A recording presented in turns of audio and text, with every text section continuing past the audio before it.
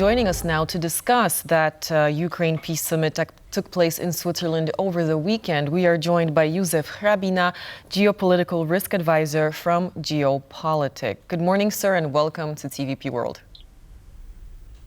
Greetings from Kiev. So now, what were the main objectives of Ukraine's peace summit, and were they achieved? Well, I doubt that the peace summit has achieved what it intended to achieve, and that's a lasting peace.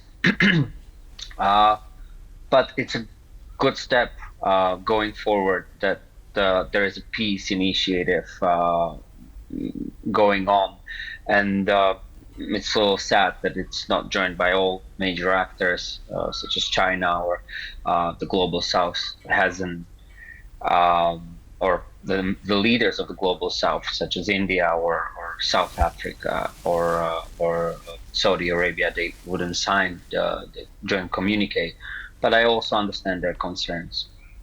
But what were their concerns really, to your mind? Because we do know that Ukraine was trying to stay away from subjects that could perhaps stir the pot, and they were trying to make it as, let's say, universal as possible so that these countries would sign the document. So why do you think they didn't in the end? Well, firstly, what is the strategy to peace? I mean, retreat of Russian soldiers, and compare this situation or compare this demand to a situation on the front line, and you'll get the answer of why they didn't sign it. Secondly, there is no Russia present on the summit. How can you talk about peace with the war, with the country that is actually invading Ukraine?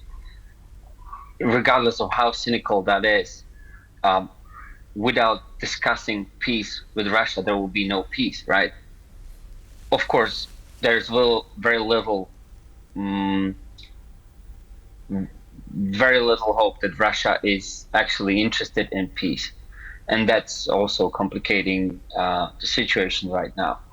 But also, the main reservations right now are that there is no strategy how to achieve these objectives that are completely unrealistic in terms of what's happening on the front line.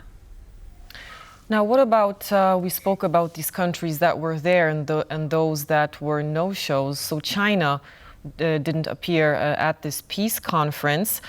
So why did it do that? And what do you think is China's, let's say, long-term game in this situation? I think China is a major winner of this conflict. Firstly, it maintained its presence in Europe. It shows itself as a quote-unquote relevant player in the global South because it came with own peace initiative.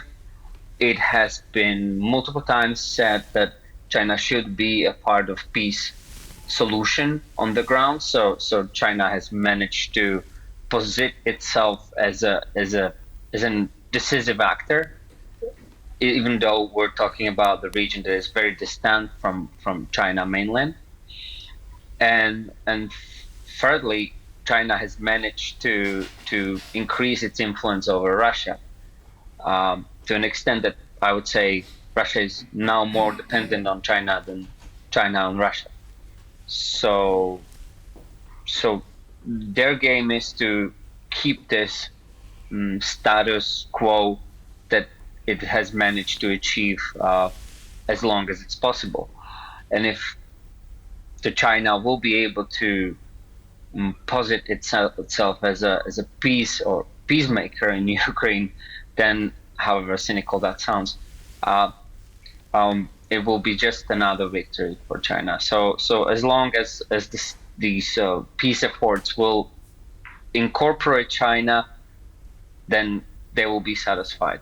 So that's why they didn't show up on the summit. And they of course their officials are saying that it is hard to think that there will be any peace summit without Russian presence. Now, you mentioned that you are in Kiev, so I wonder what Ukrainians think about the outcome of this summit. Are they pleased with it? I haven't managed to get any piece of information on this so far. I would say they're not pleased because everybody's tired from this war. Everybody wants Russia to retreat. What is more,